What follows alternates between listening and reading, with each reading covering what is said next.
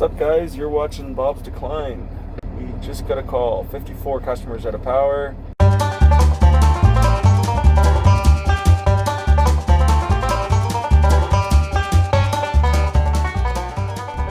About 8:30 at night right now. I didn't go into work today. I actually had the day booked off to go to my young fella's hockey tournament, but that was canceled because of the coronavirus stuff going on right now. Put our status to en route. No comments in the call, just no power. Let's head out, see what we got.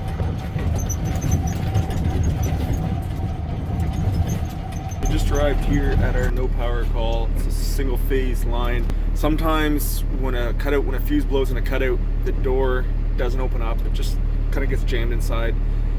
Usually happens in the wintertime when stuff's real froze up, but it's raining out today. It's not cold. So there's our cutout. Let's see if I can't get this.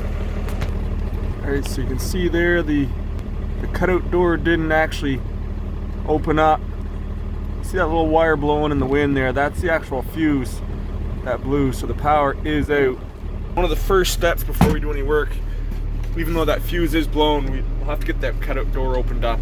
The high voltage can track through that door even though the fuse is falling out of it.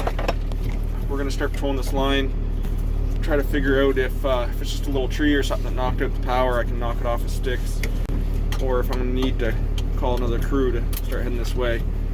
The way we find the problem is you literally drive the line pole by pole. It'd be pretty tricky at night sometimes. Most of our trucks now are outfitted with this trouble light. So you can see right here on the hood, we've got a remote controlled trouble light. Got a little wireless remote here. Flick that on, maybe. Alright, come on. Alright, so don't buy this brand of trouble light. Just joking. Come on.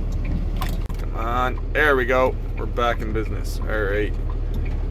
So when you're patrolling a line that's out, especially at night, it can sometimes be like finding a needle in a haystack looking for the problem. You don't want to spend too much time on each structure looking for a problem. On this particular line, I've got about 200 poles I've got to drive by, so I'm not going to stop at each pole and check every insulator. I'm pretty much just going to drive by a little bit slower than the speed limit, glancing at the line as I go, looking for something major. It's raining pretty hard out, it's quite windy. Chances are there's probably a tree that come down on the line somewheres. Maybe there's some wires in the ground. Sometimes you come across some pretty wild stuff. Of course, if we can't find nothing, then we'll have to invest a little bit more time into looking at things a little bit closer. Alright, so we found the problem. Pretty obvious driving up on this one. So that's the first thing we noticed, rolling up. Our neutral wire's a little slack. And somehow, it's actually wrapped right up around, or is that, no, that's the neutral. There we go. So that neutral is wrapped up and around the primary wire. That's pretty impressive actually, how that would have ever got like that. What on earth happened here? You can see it laying all through the trees.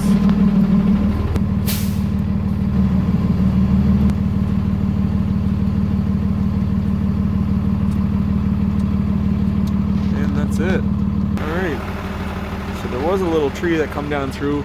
It must have just missed that primary, snapped that neutral. She kind of slingshotted and wrapped up around that primary. So that is only neutral wire. However, a broken neutral that's on the primary system, I will need backup to go hands on this. I will need to take a permit. We will install a ground on either side of the break. There's another feed on the other end of this line. This neutral could be still a path for the energized portion back to the source. Putting yourself across this neutral would not be a good idea. So we're gonna go get a permit. We're gonna use the primary to complete the path of that ground while we're working on it until we get that bonded back together. I'm gonna give the guys on call a shout, get them to head out this way. So we just called the guys. They actually just landed at another job, probably an hour's work to do there. In the meantime, as part of my protection for our permit, I'm gonna have to drive to the other end and put a tag on the switch to make sure that nobody operates that switch. Then I'll have to go back to the switch where the cutout was still closed in. I'll actually remove the door. We're gonna be working hands on the line, so I don't want that door in there. There's a lot of wind. Small chance, but there is a possibility that could close in on itself. We're We're gonna call the dispatcher, we'll give him our work location, and I'm gonna run through the switch numbers for the protection, and he will double check on his end. 10-4, go ahead there. I got a broken neutral TC 151 R32. And you can check open 8004 SO37, install that work permit tag 95783, both locations and report. Normal open 8004 SO39, check open 8004 SO37, install work permit tag 95783 at both those locations and report. One thing you probably noticed today, I am wearing my glasses as opposed to my contacts. Regular glasses aren't suffice for eye protection. You do have to have prescription safety glasses. You might see a lot of the guys with a clip-on piece that goes onto the side. They're called side shields. They work great, but I'm not particularly a fan of them. I keep these in my truck at all times if I ever run into any issues with my contacts. They're a prescription safety glass. I find they fit very well. They are CSA approved. They tend to wrap my face a little better. So here all we're doing is checking that the switch is in the open position, which I'm sure it will be, but we do have to check every time regardless. You see the door is actually removed from our switch up top. Put our tag on our pole. Alright, so we're back at the source side switch. We're gonna get that open.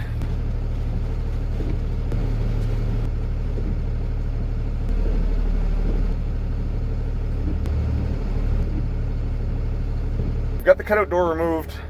This is what the fuse looks like after it blew. You can see how long the tail is hanging out. When the tail's intact that long, when it's sitting on one of the ears, as you're pulling it down, you can see how it will lift the tail up. That's what you want to avoid when you're removing the cutout door, that tail flipping up into the live stuff and bridging that gap. If that were to happen, that neutral still wrapped around the primary down the line, so that'd be a pretty aggressive ball of fire right when I'm looking up at the lines. Some of the older cutout doors in the field have the woven fiberglass exteriors. You don't want to be handling those with your bare hands at all. It'll irritate your hands quite a bit.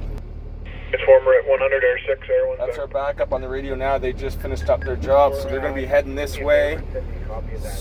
So what we're going to do now, we'll head back to the location where the wires are down. I'm going to get my truck set up. We'll get some grounds on the line. All right, guys, so I'll take you through the job here one last time before we get started. So the cause of our power outage was a tree down the line a little ways. Somehow missed the primary, hit the neutral.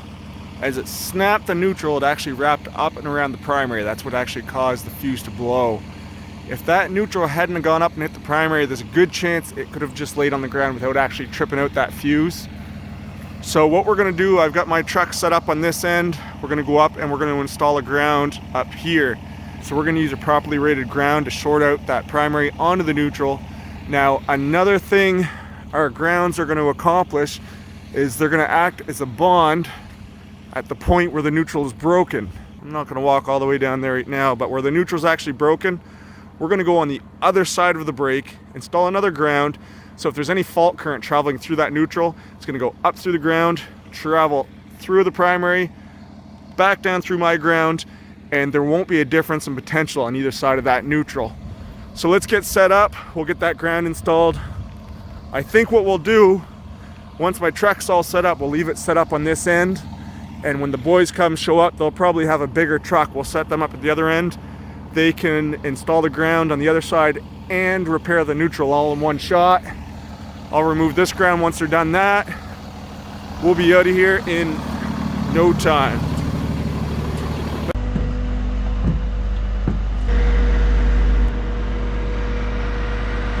All right, so we're gonna set that at 12 kV. If there was potential on that line, it would beep.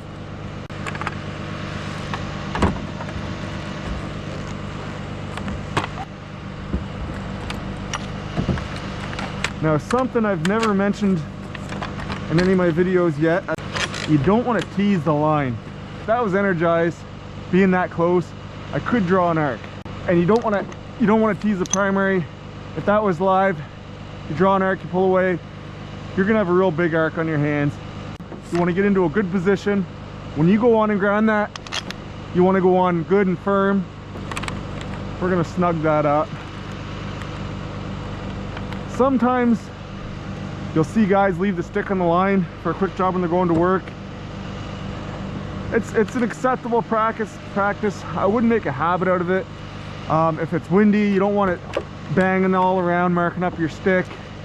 It's pretty misty out. It was raining pretty heavy, so we're not going to leave our stick up in the air.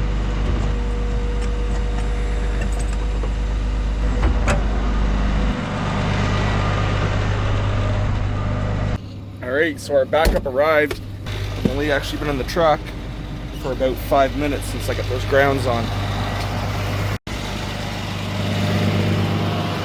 You see they're already rolled up to the next pole. I'm going to go meet up with them and we will have our tailboard conference, let them know our isolation points and what's going on here.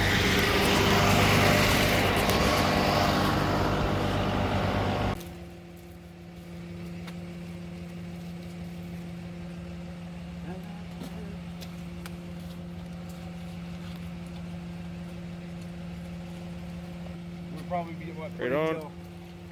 1 o'clock. So you just seen that automatic sleeve we're using to to add a piece of wire to the brake. That automatic sleeve, it kind of actually works like an old Chinese finger trap. Basically has a wedge inside. Once that wire goes in, it locks in place, it won't come out. They're rated for full line tension. I'm not sure exactly how many pounds, but the tighter you crank on that wire, the tighter that will jam into place. You also see those little green tabs on the side. Once it's fully seated, you'll see those green tabs shoot up and out. That way you know you got it in there all the way.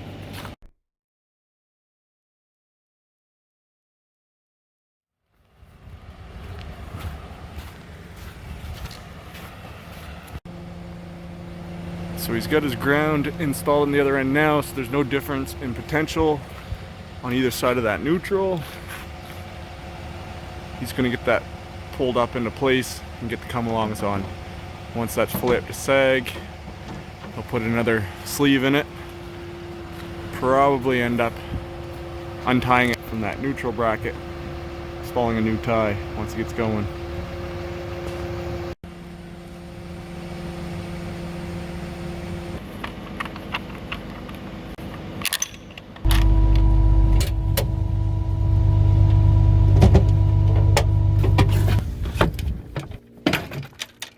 Right on. So we are going to call our dispatcher and surrender the permit, get permission to close that line back in. There's actually no other calls on my system right now, which I'm quite surprised. That wind was gusting about 80 kilometers an hour earlier. We just had that one tree come down.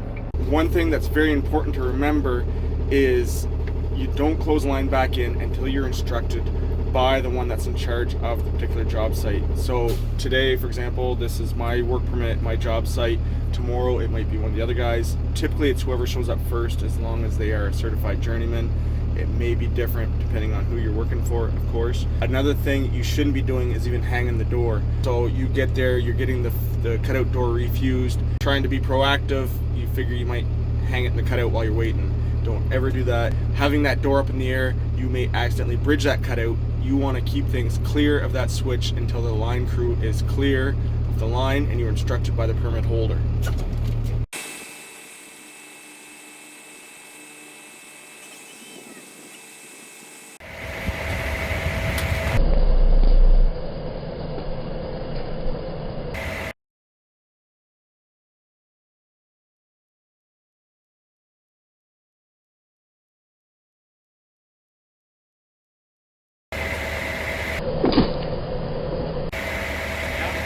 Right on, guys. Well, that wasn't too bad at all. You gotta love it when you're able to find the problem quick and easy like that. It's just after 1 a.m. We're gonna fill up a little field report here on what we found and what we did. So I'm gonna thank you all for watching. Again, please like and subscribe. Shoot me some comments below. I'll try my best to answer any questions you might have, and we'll see you next time.